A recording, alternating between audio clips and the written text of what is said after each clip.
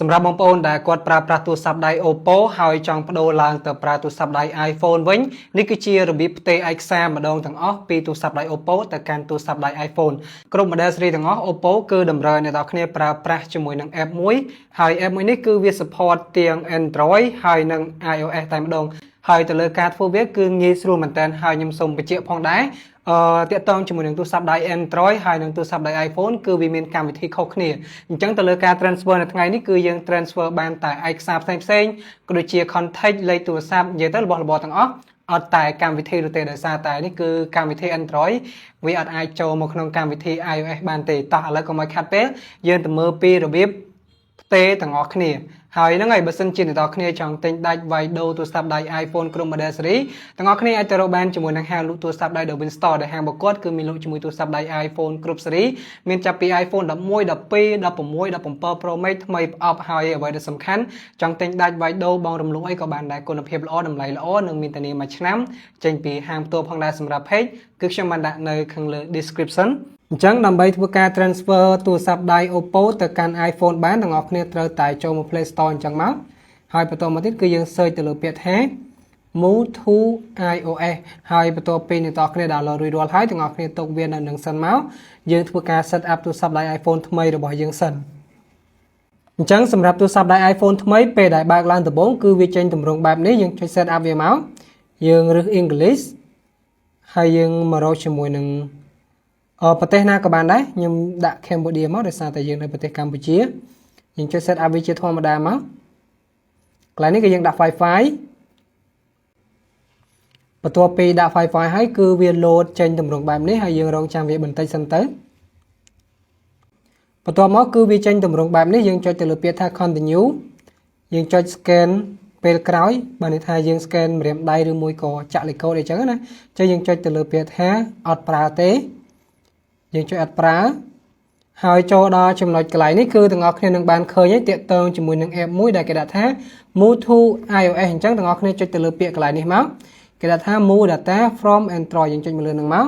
ហើយយើងចុច continue វាហើយយើងបើក app មួយនេះមកបន្ទាប់មកយើងចុច agree យើងចុច continue យើងចុច agree ទៀតយើងចុចមកលើពាក្យហ្នឹងមក automatic sendly ចូលមកដល់ចំណុចកន្លែងនេះអ្នកទាំងអស់គ្នាគ្រាន់តែចុចទៅលើពាក្យថា continue នៅខាងក្រោមមកហើយយើងមិនចាំបាច់ប្រើខ្សែទេទាំងអស់គ្នាយើងចុច continue ទៀតបន្តមកទៀតគឺគេតម្រូវឲ្យយើងធ្វើការវាយលេខកូដពីទូរស័ព្ទដៃថ្មីរបស់យើងចូលទៅយើងវាយចូលមក45 43បន្ទាប់ពីយើងវាយហើយគឺវានឹងធ្វើការ connect ចូលទៅ auto តែម្ដងចូលដល់កន្លែងនេះគឺយើងចុចទៅលើ Wi-Fi យើង select ទៅលើ Wi-Fi មួយនឹងមកអញ្ចឹងចូលដល់ចំណុចកន្លែងនេះគឺគេឲ្យយើងធ្វើការជ្រើសរើសជាមួយនឹងឯកសារផ្សេងៗដូចជា file ផ្សេងៗអញ្ចឹងត្រង់ចំណុចកន្លែងនេះបើសិនជាអ្នកនរគ្នាត្រូវការ message ឬមួយក៏ SMS ហ្នឹងគឺយើងអាចបើកមកប៉ុន្តែដោយសារតែទូរស័ព្ទដៃរបស់ខ្ញុំគឺវាអត់មានទេហើយ contact ក៏អត់មានដែរដោយសារតែខ្ញុំអត់បានដាក់ SIM អញ្ចឹងអ្នកនរគ្នាអាច select ទៅលើ Google account ដែលយើងចង់បានណាអូខេហើយរូបថតយើងបើកវាមកយើងបើកទាំងអស់អញ្ចឹងត្រង់ចំណុចកន្លែងនេះគឺទាំងអស់គ្នាអាចបើកទាំងអស់មកកន្លែង message contact ហ្នឹងដើម្បីកុំឲ្យវាបាត់ជាមួយនឹងរូបភាពដូចជាឯកសារផ្សេងៗ contact លេខទំនាក់ទំនងអីយើងហ្នឹងបើសិនជាយើងអត់បានបើកវាត្រង់ចំណុចខាងលើនេះគឺវាបាត់ហើយប៉ុន្តែដូចខ្ញុំបញ្ជាក់អញ្ចឹងកន្លែងនេះគឺខ្ញុំអត់មាន SIM អត់មានអីទេអញ្ចឹងទៅលើ contact SMS ហ្នឹងគឺវាអត់មានទេទាំងអស់គ្នាអញ្ចឹងយើងអាច scroll ចុះមកក្រោមទៀតកន្លែង app នេះគឺយើងត្រូវតែបើកវាមកហើយសម្រាប់ display setting នេះគឺវាខុសគ្នាដោយសារតែមួយទូរស័ព្ទដៃ Oppo វាប្រភេទ Android ហើយទៅទូរស័ព្ទដៃ iPhone វិញគឺវាខុស system គ្នាអញ្ចឹងយើងមិនបាច់បើកទេហើយកន្លែង accessibility នេះក៏មិនចាំបាច់បើកវាដែរអូខេបន្ទាប់ពីប៉ុណ្ណឹងហើយយើងចុចទៅលើពាក្យថា continue មកអញ្ចឹងទៅលើទូរស័ព្ទដៃហ្នឹងគឺវាធ្វើការ transfer ចូលទៅកាន់ទូរស័ព្ទដៃ iPhone ថ្មីរបស់យើងហើយអ្នកទាំងអស់គ្នាហើយទៅលើល្បឿន transfer វាស៊ីសងទៅលើទូរស័ព្ទដៃរបស់យើងមានឯកសារច្រើនប៉ុណ្ណាមានរូបភាពច្រើនឬក៏វីដេអូច្រើនប៉ុណ្ណាអញ្ចឹងទាំងអស់គ្នាហើយទៅលើការ transfer នេះគឺវាចំណាយពេលតិចទេសម្រាប់ខ្ញុំដោយសារតែខ្ញុំមានរូបភាពដូចជាឯកសារផ្សេងៗហ្នឹងគឺតិចខ្លាំងមែនតើអូខេខ្ញុំចុច done តែប៉ុណ្ណឹងរួចរាល់ហើយយើងចុចពេលក្រោយយើងចុច set up ទូរស័ព្ទដៃ iPhone យើងមកអូខេអញ្ចឹងចូលដល់ចំណុចកន្លែងនេះបើសិនជាយើងអត់មាន Apple ID យើងចុចទៅលើពាក្យថា forget or អត់មាន Apple ID យើងចុចលើនឹងមកហើយយើងចុច continue ទៀតយើងចុច don't have យើងចុច agree មក continue វានិយាយទៅចូលដល់កន្លែងនេះគឺយើង set up ទូរស័ព្ទដៃ iPhone ថ្មីរបស់យើងជាធម្មតាមកទាំងអស់គ្នាកន្លែងនេះស៊ីសងលើអ្នកនរគ្នាទេអញ្ចឹងទៅលើ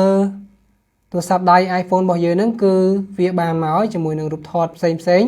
នេះគឺទាំងអស់គ្នាអាចមើលជាក់ស្ដែងខ្លួនឯងបានអញ្ចឹងរូបភាពទាំងអស់នេះគឺវាមាននៅក្នុងទូរស័ព្ទដៃ Oppo អាចាស់របស់យើងទាំងអស់គ្នាឥឡូវនេះគឺវាបានត្រឡប់មកហើយឥឡូវយើងអាចចូលទៅមើលជាក់ស្ដែងបានយើងចូលមកនេះយើងឃើញហើយនេះ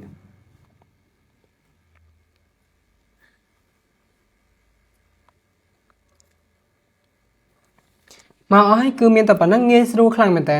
ទៅលើការចែករំលែករបស់ខ្ញុំថ្ងៃនេះគឺមានតែប៉ុណ្្នឹងទេអរគុណច្រើនបើសិនជាគិតថាមានប្រយោជន៍កុំភ្លេច share វីដេអូមួយនេះមួយហើយកុំភ្លេច follow page ដើម្បីទទួលបានជាមួយនឹងវីដេអូថ្មីៗដែលខ្ញុំនឹងចែករំលែកជាបន្តបន្ទាប់ទៀតផងដែរជួបគ្នាជាមួយនឹងវីដេអូក្រោយបាយបាយ